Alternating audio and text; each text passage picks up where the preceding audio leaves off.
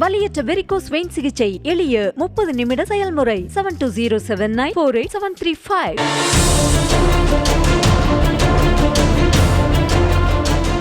நெல்லை மாவட்டம் பாளையங்கோட்டை அருகே கீழநத்தம் பகுதியைச் சேர்ந்த மாயாண்டி என்பவர் கொலை வழக்கில் நீதிமன்றத்திற்கு ஆஜராக வந்தபோது 7 பேர் கொண்ட கும்பல் அவரை வெட்டி சாய்த்தது.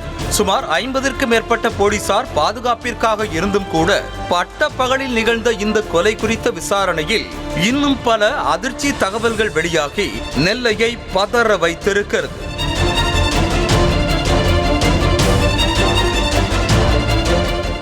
கீழநத்தம் ஊராட்சி மன்ற துணைத் தலைவராக இருந்த ராஜாமணி கடந்த ஆண்டு வெட்டி கொலை செய்யப்பட்டார். ஆடு மேய்க்கும் தொழில் செய்து வந்த ராஜாமணி தாம் சார்ந்த பட்டியலின சமூகத்தில் முக்கிய பிரமுகராக இருந்து வந்திருக்கிறார். ராஜாமணியின் வளர்ச்சி அதே ஊரைச் சேர்ந்த எதிர் சமூகத்தைச் சேர்ந்த மாயாண்டி தரப்பிற்கு உறுத்தவே கொலை செய்ய முடிவு செய்ததாக கூறப்படுகிறது. கடந்த ஆண்டு ஆகஸ்ட் மாதம் 13ஆம் தேதி ராஜாமணியை கொலை செய்த மாயாண்டி கொலை செய்த போது உன் சாதிக்காரன வெட்டுனாதான் பெரிய ஆளாக முடியும் என கூறியபடியே அவரை வெட்டியதாக பகீர் கிளப்பப்படுகிறது.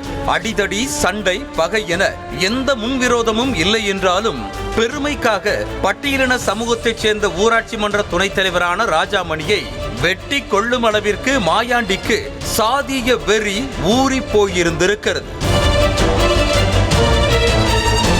ஏற்கனவே கட்ட பஞ்சாயத்து, வழிப்பறி என பல வழக்குகளில் சம்பந்தப்பட்ட மாயாண்டி ராஜாமணியின் கொலைக்கு பிறகு நினைத்ததை போல தாம் சார்ந்த சமூகத்தில் தாதாவாக உருவெடுத்து வலம் வந்ததாக காவல்துறை தரப்பில் கூறப்படுகிறது. கொலை வழக்கில் குண்டர் சட்டத்தின் கீழ் சில மாதங்கள் சிறையில் இருந்த மாயாண்டி வெளியே வந்த பிறகும் கூட நண்பர்களை கூட்டு சேர்த்து கொண்டு படையோடு வலம் வந்ததாக சொல்கிறார்கள்.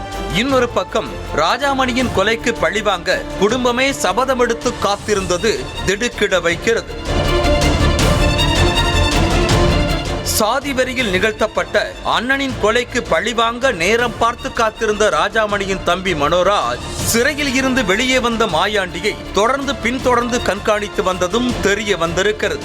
அதே போல ராஜாமணியின் மனைவியும் கணவனின் கொலைக்கு பழி தீர்த்தால்தான் தாலியை கலற்றி கணவனுக்கு இறுதி சடங்கு செய்வேன் என சபதம் எடுத்து காத்திருந்ததும் தெரிய வந்திருக்கிறது.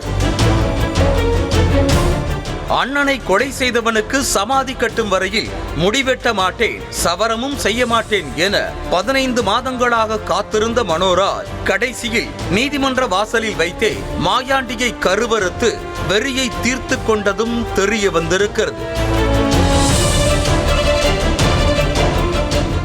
அண்ணனின் கொலைக்கு பழிவாங்க நண்பர்களை கூட்டு சேர்த்து கொண்ட மனோராஜ் கேரள பதிவு எண் கொண்ட வழக்கறிஞர் என ஸ்டிக்கர் ஒட்டிய காரை வாடகைக்கு எடுத்துக்கொண்டு மாயாண்டியை கொலை செய்ததும் தெரிய வந்திருக்கிறது.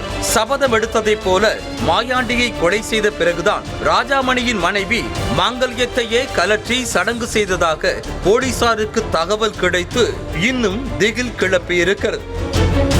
2 சமூகங்களைச் சேர்ந்தவர்களுக்கு இடையிலான சாதிய வெறி மாறி மாறி கொலை செய்ய தூண்டுவது கவலைக்குள்ளாக்கி இருக்கிறது.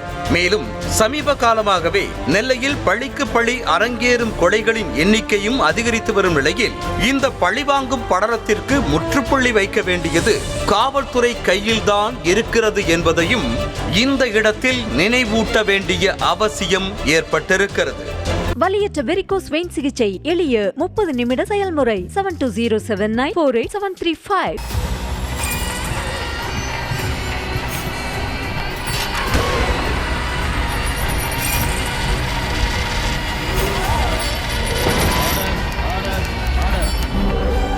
நிகழ்தகவு குற்றங்களின் மறுபரிமாணம்.